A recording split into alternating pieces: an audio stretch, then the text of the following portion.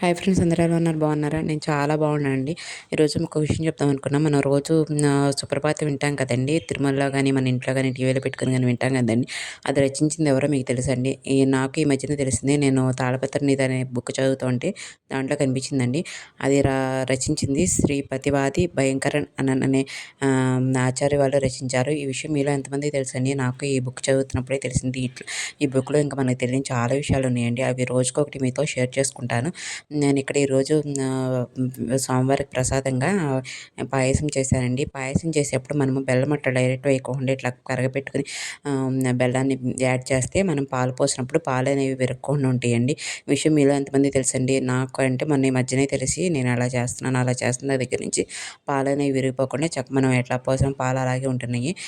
ఈరోజు పూజ వీడియో కూడా ఇక్కడ ఒక క్లిప్ యాడ్ చేశాను. చూడండి.